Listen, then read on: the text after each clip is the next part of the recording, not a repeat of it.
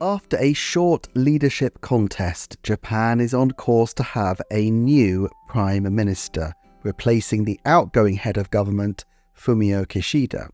Ex-Defense Minister Shigeru Ishiba is stepping into the post, and he's someone who has crossed paths with Nintendo once before. By way of context, Japan's turnover of prime ministers is actually quite high, so it's nothing to be too worried about.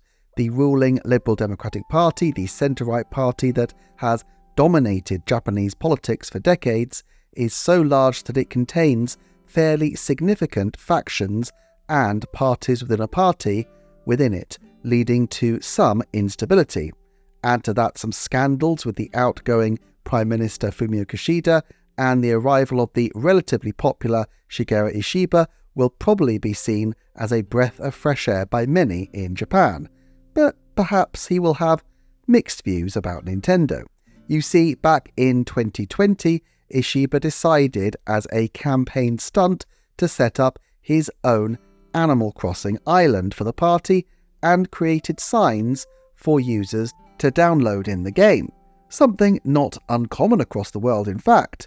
The current US president, an American congresswoman, French protest groups opposing amendments to the French retirement age all have also used Animal Crossing as a campaign tool, while in Australia in 2020, the Shadow Assistant Minister for Communications and Cybersecurity Tim Watts advocated the promise of an hour of Animal Crossing after schoolwork as a way for families to get their children through lockdowns. Nintendo of Japan, however, was rather strict in applying its terms of use, at least in the Japanese context, on not having political statements within the game. These were rolled out a little later across the world with a Nintendo statement requesting, "Please refrain from using the game inappropriately or creating any content within the game that will be considered vulgar, discriminatory or offensive. Please also refrain from bringing politics into the game." Ishiba was also a rival of the late Shinzo Abe, who famously dressed up as Super Mario for the Olympic closing ceremonies. For his rival to be celebrated as Mario while he himself gets booted to the curb by Tom Nook might stick in the craw somewhat. Now, to be perfectly fair, I would be very surprised if Shigeru Ishiba, a Protestant Christian who was baptised age 18, holds too much of a grudge, given that as a military-minded man in his late 60s, it was possibly a glib initiative of his campaign to set up an Animal Crossing island, and he probably was not personally in Tom Nook's pocket. However, Nintendo will be looking with interest nevertheless at how this new Prime Minister settles in. Ishiba-san has promised to respect the independence of the Bank of Japan in fiscal matters, so it is unlikely to prompt an immediate change of direction to the country's long-term fiscal aims to strengthen the yen again. Reuters quotes Fred Neumann, the chief Asia economist at HSBC Bank in Hong Kong, as saying, "The result of the LDP election will not have an overly large influence on the Bank of Japan's policy path going forward. Markets will now await a possible announcement in the coming weeks or months of a general election and any fiscal stimulus measures the new administration might contemplate. Expectations that the Bank of Japan was on course to tighten policy again before the end of the year were always misplaced." Good news for a Nintendo that would rather keep things on an even keel. However, Ishiba's positions in other respects may also have consequences for the mighty yen.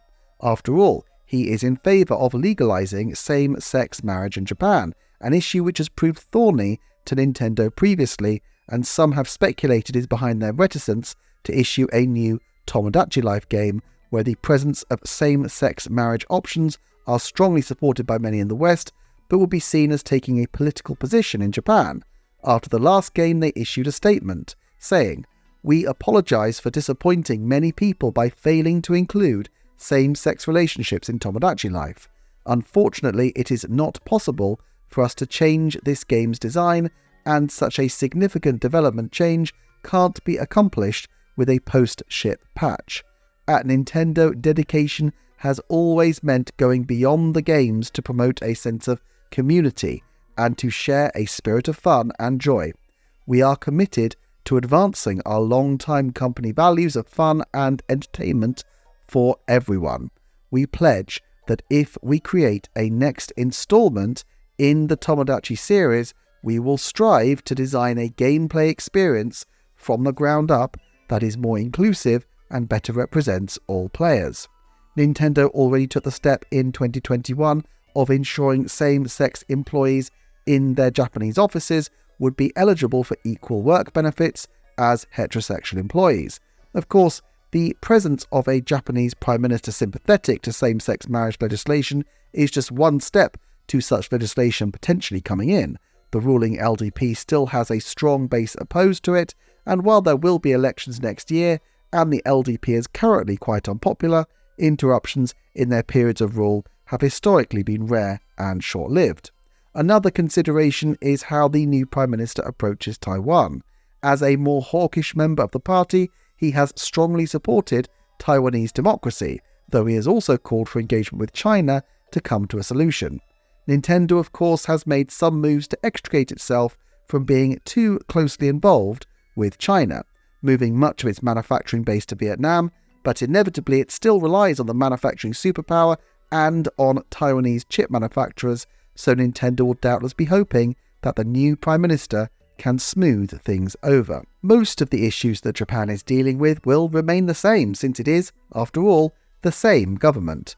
Recent decisions by the Japanese government include a decision to make a deal with the European Union on the regulation of artificial intelligence, which may ultimately affect Nintendo, and they have tightened rules this year around the preservation of green spaces in urban environments, which they may need to consider as part of their building projects, including for the new offices they're developing. Still, I don't expect Ishiba to stay that long in the post. Because of the ruling party's arrangements for regularly putting their senior people up to a vote, many Japanese prime ministers, 7 of the last 10 prime ministers in fact, have lasted for just a year, although the outgoing Fumio Kishida did hang in for a respectable 3 years. To ensure a bit more stability, the ruling party did recently change the rules so prime ministers renew their mandate 3 yearly as opposed to yearly, but even then, sailing may not be smooth. Ishiba is controversial within his fragmented party and may well face a challenge in due course. Plus, there will be elections next year. He is unlikely to be unseated as the opposition parties remain too fragmented, but it's likely to stir things up all over again.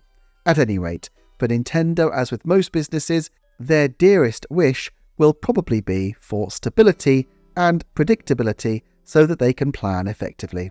If you enjoyed this video, do check out other videos on the channel that are popping on screen even as I speak.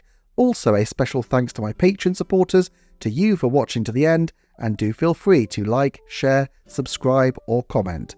Thank you so much to everyone, and I will see you next time for another Nintendo Forecast.